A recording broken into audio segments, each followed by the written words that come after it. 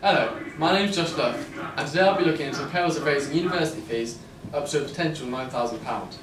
The UK government are planning to raise fees from a maximum of £329 to £9,000 per year, after the pre-election Lib Dem party openly stated they would not raise university fees. For the average student on a 3-year course, it could cost nearly £30,000 in tuition fees alone, and someone who wants to study medicine or architecture could be paying around £55,000. Can the younger generation really be expected to invest more than they already do in their future? I'll be speaking to an MP and some students to get their thoughts on the situation, and to find out what people really think about this proposal. I'm here at Sheffield Hallam University to talk to students directly about their opinions on the recent announcement to raise university fees. Sheffield Hallam are yet to release what they intend to charge students next year, but Leeds Metropolitan University will charge students £8,500. So how do potential students see this affecting their future? Will it separate social classes? Is it sustainable? And for the government, is it a strike of gold or just a flash in the pan? I'm here with potential student Ollie Jones, a 19-year-old who has just applied to several universities through UCAS. So Ollie, how do you think the tuition fees will affect you directly, both now and in the future? Well, it makes me worry, and it makes me think going to university may not be worth it at all, especially with the extra £9,000 a year. Also, a job may be a better option, as I'll have a steady income without any debts to pay. Finally, being from Sheffield, what do you think about your MP Nick Clegg's lie to vote against the raise for university fees? Well, I think it's terrible. I voted for Nick Clegg in the hope that he'd lower or at least not raise the fees, and he's done the opposite, and it's very disappointing, and I think he's lost a lot of voters. Thank you.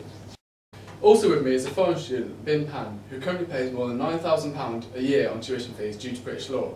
If the fee were to reach £9,000 for us, for Bin it may be £27,000 per year for the chance to study in England. This may add up to £81,000 for a 3-year course.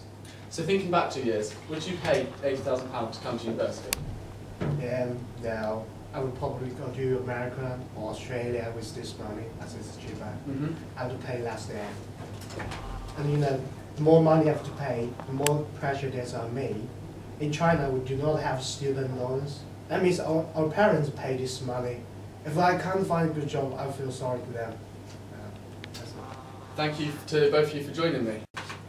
Today I've been talking to students in and around the university campus, and the overwhelming consensus from all of them has been against university fees. Although it will not affect anyone in university currently, this community and many others are fiercely against the announcement to raise university fees. One member of the public asked, how can we be in a democracy which doesn't let us choose our future? This obviously is not a question for you or I, but for the politicians. After speaking to those students, I went along to a press conference with Nick Clegg to find some answers. Nick Clegg, your pledge before the election was to introduce lower fees and a fairer system for students. Some would say you haven't delivered on this pledge. Is that fair? Firstly, on the issue of the promises that politicians make and their ability to deliver on them. I don't want to reduce what is an unbelievably controversial, difficult issue to some sort of trite assertions. But we didn't win the election. You know, you can deliver on your pledge if you have untrammeled authority to deliver on it. Well, you and David Cameron both want a fairer deal for students. Amongst everything else, do you believe you have achieved that? Now, as you all know, the pledge came in 2 parts. One about the fees and the other one was to introduce a fairer system.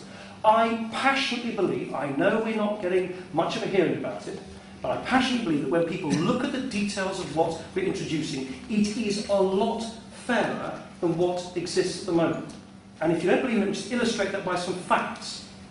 For the first time, all students, full-time and part-time, will not pay any upfront fees at all. Students, for the first time since fees were introduced, won't pay a penny. Nothing. It'll only be money you pay back once you start earning money. You say the system will work in the long run and it's fairer. How will this be demonstrated? I really hope in 10, 15, 20 years' time, the biggest demonstration of the success of the ideas will be more bright youngsters from underprivileged backgrounds going into university, because the whole policy has been designed to boost rather than hinder social mobility. Today we've met and spoke to a lot of students, some of which will be affected by this new announcement. It may be a biased group of people to talk to, but their views are clear. I ask you this question today. Is it fair that talented individuals from poorer backgrounds will no longer be able to afford university? Nick Clegg has attempted to defend the Coalition's actions, but he was quick to mention that things hadn't gone entirely his way. But does he recognise our argument? What we need to think about is what education is actually for, and who it's for. It's for the wider society, not just simply a way to buy yourself earning power.